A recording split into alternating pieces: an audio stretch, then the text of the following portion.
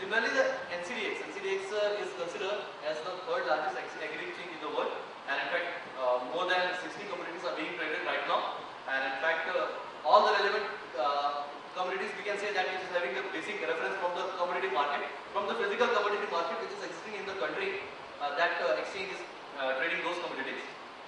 And in fact, I would just like to mention that both these exchanges are demutualized kind of exchanges. It means that there is no single entity which is having the major stake in the company. It is demutualized. It means that whatever the structure is there, all is having the equal kind of a stake. All are having the equal kind of say on the board and everything related to that.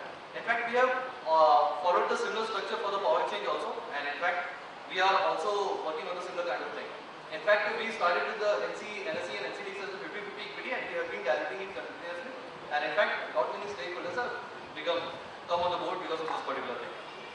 The exchanges started working, the model which we have taken for the EXIR, it is exactly similar to what it is there in the IEX also, and in fact that has come by the directives given by the CERC. That is the Nord Pool model basically. The Nord Pool is considered as the most successful exchange in the country, and in fact both the exchanges are currently working on that particular model. If we see regarding the structure of the power market in the country, then we realize that currently it is having around 153 gigawatt of capacity in the country, and in fact we are in deficit, in the peak deficit, and in fact there are the situation what the extrapolation which we have done and forecasting which we have done, as per that we would be having the deficit for the another 10 to 15 years, and there is no doubt on that particular thing. If we are having a growth of just 6% on an average, then also. India is a country in which the power has been introduced as a concurrent subject. In fact, there have been the countries, in fact, in not many places, either it comes under the central sector or it becomes the responsibility of the state sector. But in India, it is a concurrent subject in which the policy making is both at the central level and at the state level. Regulations both at the CERC is there at the central level, and in fact at the state level, different SERCs are there. System operators are different. In fact, the country has been divided into 5 different regions, and in fact there is a regional operator at the regional level, and in fact at the national level there is a NLDC, National Load Dispatch Center, and in fact similarly they are having the different respective SLDCs, State Load Dispatch Centers. Generation is also again it is both the central is there, state is there, and in fact now the private sector has also come into the generation. Similarly, the same is with the transmission also. Now, if we see the commercial structure of the sector, we realize that more than 50% of the capacity is the state utilities, and after that left is major with the central generating station, and that is around 33% of the capacity. And the share of the private entities currently it is 17%, and in fact the good part is that the share of the private sector entities have been increasing from the last 5 to 7 years, and in fact it is growing very fast, and in fact we forecast that we expect that within a very short span of time it can reach up to a 40% level also. If we see that how the trading is being done or what the basic things are being done, then we realize that more than 90% of the capacity, in fact 92% of the capacity is with the long-term PPAs, with the long-term PPAs. Then some medium-term capacity is there, and then short-term market is there. Short-term market basically covers up to the 3 months, next 3 months. And in fact the exchanges are currently restricted. We can say that up to the day-ahead market also. We have got the approval for the longer tenure recently, but the share of the power exchanges in the country is less than 1% right now. If we analyze that how the things happen and how we have been able to see the power exchange in the country, in fact 2 power exchanges in the country as of now. In fact, we realized that the foundation of the power exchanges was being laid down by the Electricity Act 2003, and after that the stress was on the development of the market was analyzed in the National Electricity Policy also, Integrated Policy also, National Tariff Policy also, and finally the CERC came up with a staff paper saying that how the power exchange, how the model should be there and how it should basically work. Then as per that, both the exchanges filed the application for the this formation of exchange, and in fact CERC came up with the regulation, and recently they have come up with the power market regulations draft. This is a draft right now, and in fact we are expecting to have the final regulations very soon in the country. If you see regarding the Electricity Act, then we analyze that lot many things happened in the Electricity Act 2003 because of which we are having the power market in the country. Market in the term basically means that it's a place basically where the buyers and the sellers come and trade electricity. Before the power exchanges,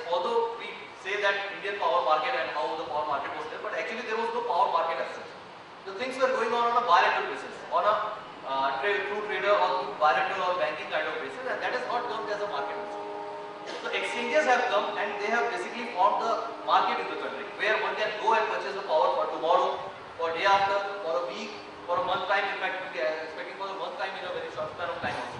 So such kind of products are available in which where I can get and I can just basically there with the state utilities, then he can have both the things in the similar form. Otherwise, he can have a single kind of only either on the buy side or in the sell side.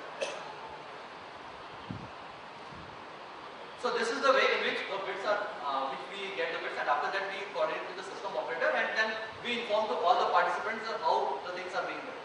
I would just like to mention that what we have done good in this particular thing is that we have Power Finance Corporation is our professional clearing member also.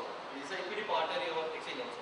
So there are the cases that when there are not many other entities, they are not having the capability to pay upfront. So they are providing the financing facility at a very cheaper rate. So if somebody says that I want to buy electricity and I want to buy electricity of 1 crore rupees, then he is having a contract with the PFC and the PFC allows him to bid up to 1 crore rupees. So whenever he is bidding, and PFC informs us that allow him to bid up to 1 crore rupees. So whenever he is bidding and if his volume is getting clear of suppose 50 lakhs of rupees. So we are not asking that particular member to deposit the money. We are asking the Power Finance Corporation that this is the amount, this is the obligation which has been there for this particular member, and in fact the PFC gives it to us. And in fact, it totally depends upon that particular entity's flexibility that at which span of time, within which particular period he is going to give that particular thing money back to the Power Finance Corporation. And to provide such kind of facility, they are not charging any kind of interest rate. So whenever they are not paying on time, then only the PFC is charging them the interest rate, and for the state utilities, it is as low as 8.5% also.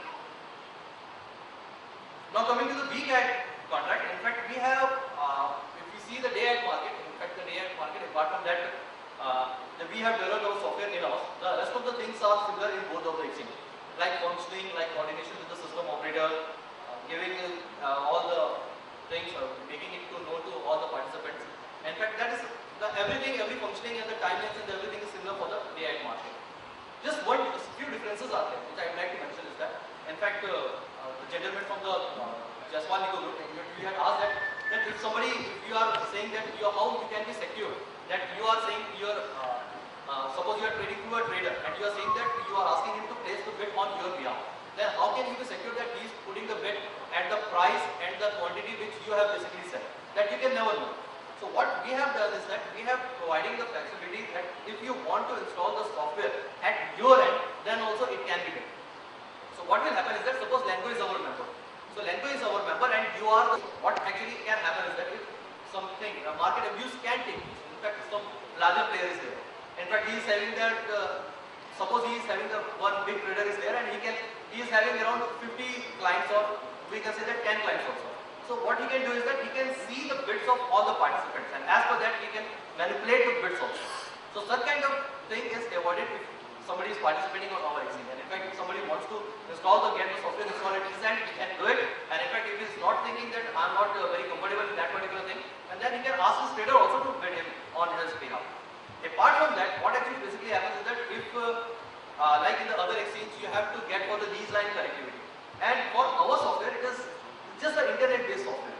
So what actually happens is we install the software at your end, and in fact, in your laptop itself, in whichever workstation basically you work, and in fact, after that you can put the bidding. If you are having just the internet connection, you need not to apply for the lease line and to go for that particular thing. If you are having the internet connection, that can be done very easily. In the week-ahead contract, what we have done is that we have divided the whole day into